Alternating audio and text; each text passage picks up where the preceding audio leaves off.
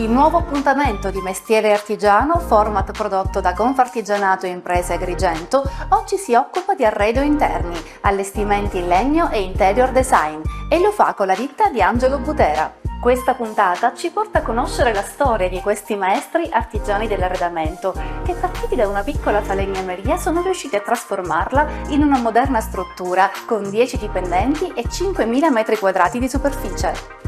Ascolteremo le figlie di Angelo Butera, Elisa, responsabile amministrativa, e Vanessa, che dopo gli studi all'Istituto Europeo di Design oggi si occupa di progettazione. Poi avremo in collegamento il noto stilista e interior design Samuele Mazza, che ci parlerà dell'importanza di questo particolare settore, che sta prendendo sempre più piede soprattutto dopo il lockdown, con l'avvento dello smart working.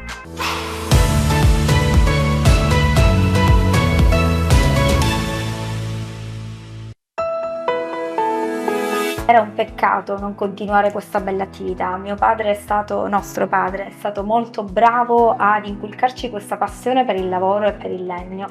E sulla base di ciò abbiamo deciso di intraprendere degli studi tali per cui poter continuare con delle competenze sicuramente maggiori questa attività. Per adesso lo stiamo affiancando, speriamo di poterlo fare ancora per tantissimo tempo e che lui decida di accompagnarci in questo nostro percorso.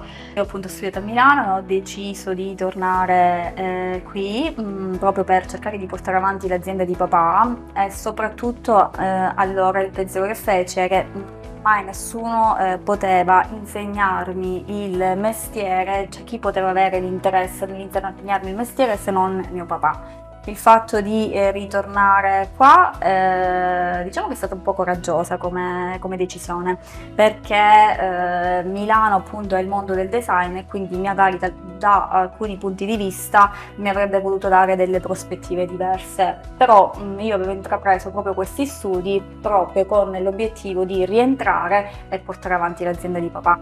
Ho cercato di portare modernità nella fase progettuale, in quanto i miei progetti sono tutti dei progetti sartoriali, cioè io cerco di disegnare proprio le abitazioni, di cucire le abitazioni sulla base di quelle che sono le esigenze e i gusti del cliente. E l'azienda in questo mi ha aiutato tantissimo, perché il cliente può toccare con mano, attraverso tutti questi campioni che noi prepariamo di volta in volta per i clienti, può toccare veramente con mano quello che sarà poi la realizzazione del mio progetto.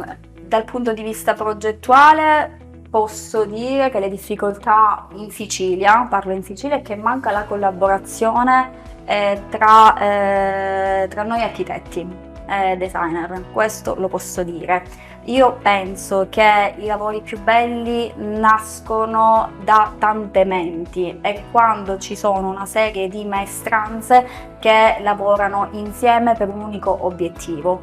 Questo purtroppo oggi, uscendo dall'ambito familiare che può essere quello con mio papà e mia sorella, purtroppo questo manca e lo posso ben dire.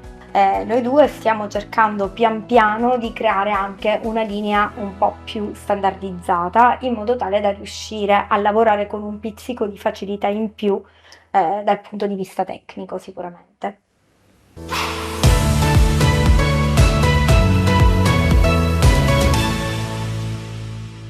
Benvenuti in studio Mestiere Artigiano e continuiamo a parlare di arredi e abitazioni da sogno. Lo facciamo con lo stilista Samuele Mazza, interior designer, creatore di Visionaire e da sempre fra i protagonisti del Salone del Mobile di Milano, che è considerata un po' la nuova era del design. L'artigianalità e la cura dei dettagli si sposano infatti con l'intuizione e la passione per l'arredamento di un designer super creativo qual è Samuele Mazza. Le chiedo subito, quanto è importante il settore in cui opera? Beh, l'arredo di interni oggi è importantissimo perché siccome viviamo molto più in casa, per un paio d'anni siamo stati costretti, però abbiamo anche capito che il rifugio, il porto sicuro alla fine è la casa.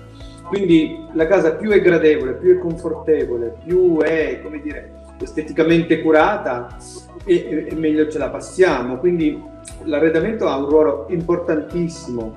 Naturalmente è relativo anche all'edilizia, cioè queste due cose devono andare di pari passo, perché una casa fatta male, brutta, costruita male, arredata bene, poi sono due cose che stridono, non hanno senso. Quindi mobile e immobile vanno a braccetto, sono due lavori diversi. Bisogna fare una distinzione tra architetto che costruisce, architetto che arreda. Tant'è che infatti noi ci chiamiamo interior designer perché l'interior non è mettere poi un divano, ma studiare le soluzioni perché questo divano, il letto, tutto quella cucina interagisca con l'architettura, quindi creare le nicchie, creare gli spazi, non una cosa che prendi e metti lì, perché molti confondono, perché l'arredamento a molti sembra comprare un divano, comprare un letto, comprare un armadio, ma magari un armadio si può anche creare nella parete, si può mettere in modo speculare a quello che si ha come architettura, capito? Quindi, per tornare alla domanda iniziale, l'arredamento è la parte finale che più si gode, quindi è come la pelle in un corpo umano, cioè le ossa non le vedi, il sangue non lo vedi, ma la pelle la vedi. Io la ringrazio per questo suo intervento, quindi ringrazio ancora Samuele Mazza e ringrazio tutti voi per averci seguito e vi do appuntamento alla prossima puntata di Mestiere Artigiano, sempre qui con nuovi ospiti e nuove pillole di artigianato.